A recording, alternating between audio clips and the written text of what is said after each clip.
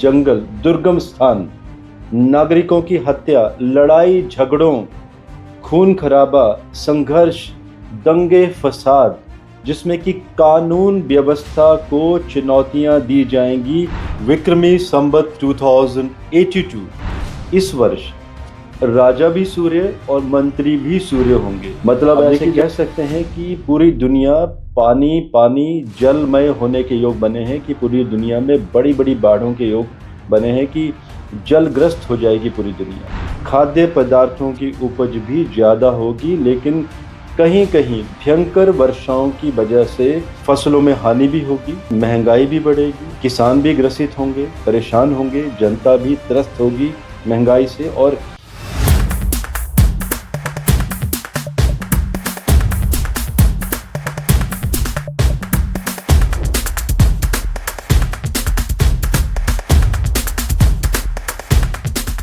कुर्सी पर बैठते हुए फडणवीस जी दिखाई दे रहे हैं। विदेशों से भारतीयों का अपने देश में वापस आना।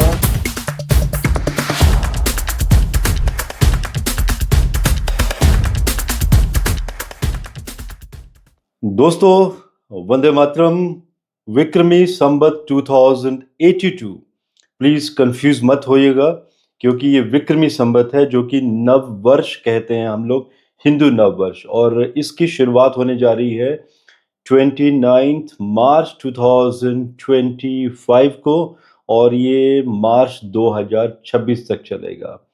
और प्रतिपदा तिथि क्योंकि 30 मार्च को शुरू होगी, तो 30 से ही काउंटिंग होगी, लेकिन जो कुंडली बनेगी, जो एस्ट्रोनॉमिकल या एस्ट्रोलॉजिकल इफेक्ट होगा, वो 29 मार्च से शुरू हो जाएगा। तो इस वर्ष कुछ बड़ी घटनाएं, कुछ बड़े इवेंट्स जो होने वाले हैं, उसके ऊपर मैं विश्लेषण देने जा रहा हूं आपको, जो मेरी रिसर्च है, जिसके बारे में मैंने विश्लेषण किए हैं। तो पहले तो समझते हैं कि एग्जैक्टली है क्या। देखिए, 29 मार्च को उत्तरा भाद्रपद नक्षत्र में ये शुरू होगा। उत्तरा भाद्रपद से हमारा अभिप्राय है कि शनि देव जी का नक्षत्र, जब चंद्रमा उत्तरा भाद्रपद नक्षत्र में होंगे, और इस दिन चंद्रमा होंगे मीन राशि में, और चंद्रमा अस्त भी होंगे।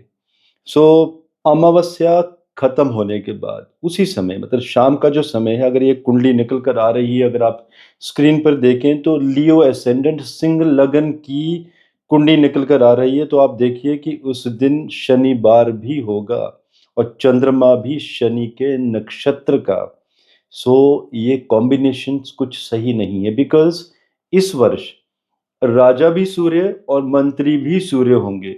अब देखिए, जब सूर्य देव जी के हाथों में पूरा का पूरा आधिपत्य है, मीन्स कि अथॉरिटी भी उनके पास है, कमांड भी उनके पास है। और सूर्य देव जी के बारे में अक्सर ऑलमोस्ट सभी ज्योतिष के विद्यार्थी जानते हैं कि सूर्य से ही लीडरशिप के बारे में विचार किया जाता है। और सोचिए, अगर लीडर खुद राजा बन जाए उस वर्ष का और कमांड अपने हाथों में ले ले, तो सोचिए कितना डिसिप्लिन और कितनी कठोरता होगी सूर्य में।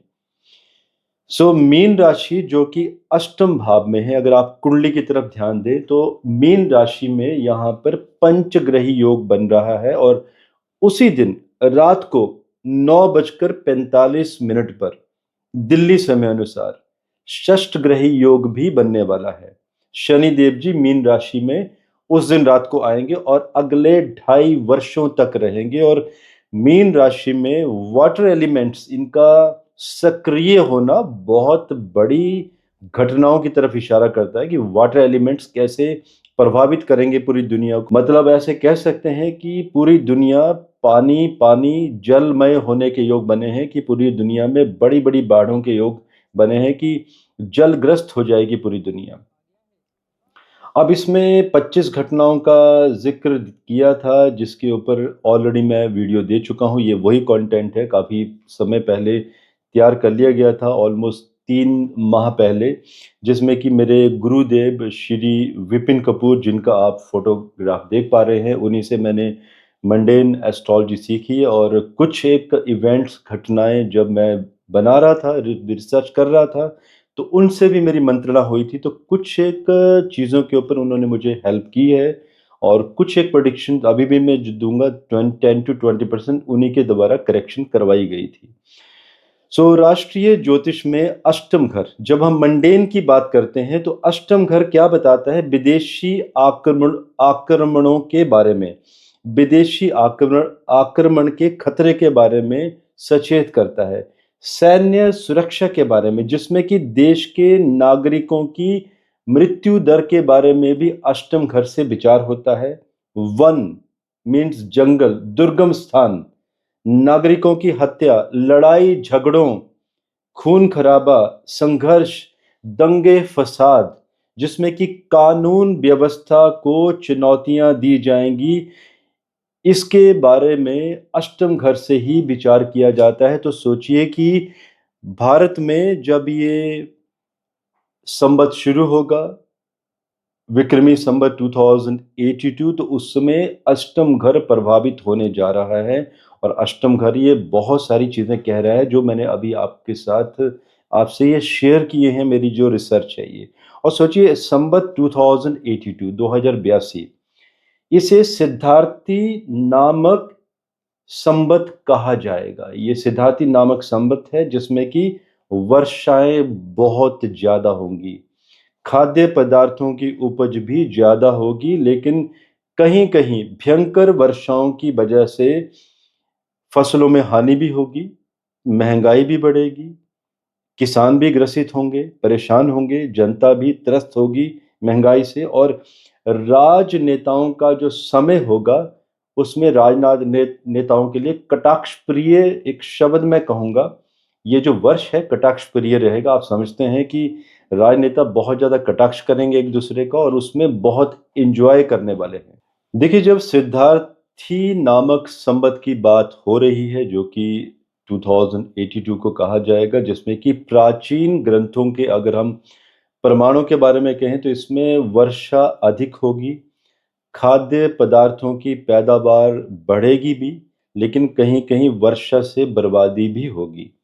राजनीतिक अस्थिरता, यानी कि बर्बादी बहुत ज़्यादा होने वाली है राजनीति में भी, जिसमें कि राजनीतिक सरकारें, अगर हम सेंट्रल गवर्नमेंट की बात करें, कन्फ्लिक्ट तो बहुत सारे होंगे, लेकिन सरकार टिकी रहेगी। सरकार पर केंद्र में, मतलब केंद्रीय सरकार पर कोई असर पड़ता हुआ नहीं दिखाई दे रहा है, बल्कि केंद्र सरकार ज़्यादा पावर में होती हुई दिखाई दे रही है।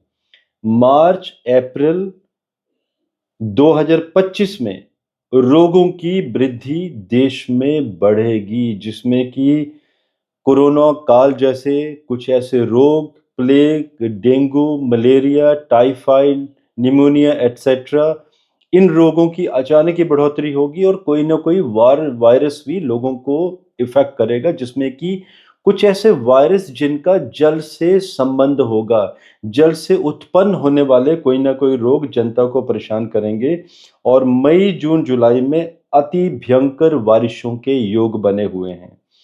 राजनेता आपस में चाहे कितना भी विरोध कर लें, लेकिन साठ गांठ बनाकर रखेंगे और उसी में ही अपनी भलाई मानेंगे, क्योंकि इन्हें मालूम है कि सूर्य राजा भी हैं, मंत्री भी हैं। तो इस वर्ष कूटनीति का एक बहुत बड़ा खेल देखा जाएगा, भारत ही नहीं बल्कि पूरी दुनिया में। अगर हम 29 मार्च की ही बात करें तो रात को, जैसे मैंने कहा, कि षष्ठग्रही योग बनेगा 9:45 पे, जो कि देश दंगों की आग में झुलसने के योग बने हुए हैं। अगर हम मेदिनी ज्योतिष पर विचार करें, जिसमें कि पंजाब में भी योग बने हैं, कि स्थिति बहुत ही भयावह होगी और बहुत बड़ी परेशानियों से पंजाब गुजरेगा। पंजाब में विदेशों से बहुत बड़ी फंडिंग, जिसमें कि आपस में ही जनता को परेशान करने की कोशिशें, फिर से खालिस्तान के मुद्दों को उठाने की कोशिशें। उसके बाद जो पहले चलता आया है, जो किसान या किसानों के रूप में कुछ ऐसे लोग जिन्हें विदेशों से फंडिंग होती है, रोडों का गहरा घेराव करते हुए नजर आ रहे हैं। लेकिन उनके लिए कि मेरा मैसेज है कि कृपया ऐसा ना करें, क्योंकि इस वर्ष सूर्य पावर में रहेगा, मतलब राजा भी अथॉरिटेटिव पोजीशन पे रहेगा, और ऐसे लोगों पर बहुत बड़ी गाज गिरने वाली है। तो ऐसे लोगों के लिए सलाह है कि ऐसा ना करें, वरना बहुत बड़ी परेशानी में आ जाएंगे ऐसे लोग। अगर हम भारत के राज्यों की बात करें तो उत्तर प्रदेश, बिहार, बंगाल, केरल, कर्नाटक, गुजरात, महाराष्ट्र में भी दंगों के चपेट में आने के योग बने हुए हैं। राज्य सरकारें सचेत रहें, सेंटर भी, और जो हमारी एजेंसीज हैं उनके लिए भी मेरा मैसेज है। कई लोग वीडियोस आगे टैग कर देते हैं, कर दीजिएगा आप लोग, क्योंकि योग सही नहीं बन रहे हैं। जिसमें कि अगर हम राजस्थान की बात करें तो राजस्थान भी दंगों से अछूता नहीं रहेगा, ऐसे मेदिनी ज्योतिष में कॉम्बिनेशंस बने हुए हैं। भद्र बाहु के बारे में मैंने बहुत पहले आप लोगों से विश्लेषण उनके बताए थे। भद्र बाहु संहिता एक किताब है। आप मार्केट में जो ज्योतिष के स्टूडेंट हैं, जो क्लास 6 पढ़ते हैं, आप बुक बाई कर सकते हैं। बहुत यूनिक चीज़ें आपको उसमें समझने को मिलेंगी। बस यही होता है कि आपकी रिसर्च क्या कहती है कि भद्र बाहु को फॉलो किया जाए या किसी और ऋषि का मत लिया जाए, और कब कब किसका मत पर विचार किया जाए, किस किस वर्ष में। मेदिनी ज्योतिष में बहुत ज़्यादा अध्ययन करना पड़ता है इन चीज़ों को। तो भद्रबाहु संहिता में भी भद्रबाहु जी ने लिखा है कि 4 या 5 ग्रहों का एक साथ रहने से अधिक वर्षा से बर्बादी होती है, जल तत्व सक्रिय हो जाते हैं और मही रुधिर प्लावित हो जाती है। मही रुधिर प्लावित होने का अर्थ है, मुझे मालूम है कि ये ठेठ हिंदी वर्ड है, इसका अर्थ होता है कि यदि खून खराबा होगा तो साथ साथ में बहुत ज़्यादा होगा, वो भी विदेशी फंडिंग द्वारा होगा, और जिसमें कि बहुत बड़े दंगों को प्रभावित भी करेगा। तो दंगे भी होने के योग बने हैं और बहुत बड़ा खून खराबा होने के भी योग बने हैं। इसी का ही अर्थ मही रुधिर प्लावित कहा जाता है। और यह पूरा अलग एपिसोड मैं आप लोगों को अलग से कि कब, कहाँ, किस तारीख को, किस समय, कौन से प्लैनेटरी एलिमेंट्स सक्रिय होंगे, इसका अलग से मैं आप लोगों को एपिसोड देने वाला हूं। संवत 2082 की अगर हम बात करें, मीन्स मार्च 2025 से मार्च 2026 के बीच में राजा और मंत्री दोनों ही पद सूर्य देव जी के पास रहेंगे। और सूर्य, आप सोचिए ना, ऐसे भी विचार कीजिए कि सूर्य मतलब कितना आग का गोला, मतलब आग। और जब भी हम ग्रहों की बात करते हैं तो ग्रह नहीं कहा जाता है सूर्य को। सूर्य को आप सोचिए एक जलता हुआ पिंड। तो आपको ऐसे भी विचार करना है कि अगर ये जलता हुआ पिंड है तो क्या कर सकता है जब ये खुद सूर्य देव जी राजा और मंत्री रहेंगे, जिसमें कि अग्निकांड बढ़ेंगे। बहुत बड़े भूकंपों से पृथ्वी, भारत और विश्व के बहुत अलग अलग देश प्रभावित होंगे। समुद्री तूफान उस समय में उठेंगे जब कोई ऐसी प्रिडिक्शन भी नहीं होगी। जो एनवायरमेंटलिस्ट हैं, जो इसके ऊपर कार्य करते हैं, जिनका कार्य है कि रिसर्च करना कि कहीं अगर समुद्री तूफान आने वाला है तो 2 दिन पहले सचेत करना, तो सचेत होने के मौके भी नहीं मिलेंगे। और आकाशीय बिजलियों का गिरना एक आम घटना मानी जाएगी। आए दिनों में आप लोगों को ऐसी खबरें मिलेंगी कि अचानक ही आकाशीय बिजलियां गिरी और जिसकी वजह से मानव जाति को नुकसान हुआ, मृत्यु दर बढ़ी। तो लोगों को मृत्यु, कष्ट आसमानी बिजलियों के द्वारा होता हुआ नजर आ रहा है। और अगर हम बारिशों की बात करें तो बारिशों से देश में बर्बादी, अगर भारत की बात करें, वैसे तो ये पूरे विश्व की बात हो रही है, तो इसमें कहीं कहीं बहुत ज़्यादा सूखा पड़ेगा। पैदावार, अकाल की स्थिति दिखाई दे रही है कुछ एक क्षेत्रों में, और उनके नाम मैं जल्द ही दूसरे एपिसोड में बताऊंगा, जिसमें कि महंगाई दर बहुत ज़्यादा बढ़ेगी। वर्षा के अगर हम अधिकार का बात करें इस संबत में, तो सूर्य देव जी के पास रहेगा। इसका तात्पर्य है कि बारिशों से बर्बादी और कहीं कहीं बहुत ज़्यादा सूखा एंड आकाशीय बिजलियों का जनता को परेशान करना, एक फियर फैक्टर होना। अचानक ही लोग, जब बारिश होगी तो बाहर नहीं निकलेंगे डर के मारे में कि अगर मौसम खराब है तो कहीं आसमानी बिजलियां ना गिरना शुरू हो जाएं। तो इसका ये तात्पर्य होता है। और अगर हम ग्रीष्मकालीन फसलों की बात करें और धातुओं की बात करें तो इसका अधिकार इस वर्ष में बुध के पास रहेगा। बुध मीन्स यंग प्लैनेट, राजकुमार भी कहा जाता है इनको। और ये क्या इंडिकेट करता है कि जवाहरात जैसे कि कुछ एक जेमस्टोन, पुखराज, पन्ना, नीलम, सोना, चांदी, इनमें बहुत ज़्यादा उतार-चढ़ाव देखने को मिलेगा क्योंकि मरकरी है, चंचल है, अप एंड डाउन्स बहुत ज़्यादा देता है। और जून के बाद इन चीज़ों में तेज़ी दिखाई दे रही है। अगर हम फलों और तथा सेना के अधिकार की बात करें तो क्रूर ग्रह शनि देव जी के पास इसका अधिकार रहेगा इस वर्ष में। और शनि, और सोचिए शनि से क्या विचार होता है, कहीं-कहीं बहुत ज़्यादा बाढ़ें और कहीं जगह एक्सट्रीम सूखा, बरसात होने के भी योग नहीं बनेंगे कुछ एक राज्यों में, जिसमें कि सूखा इतना ज़्यादा बढ़ जाएगा कि अनाज की कमी हो जाएगी कुछ एक राज्यों में।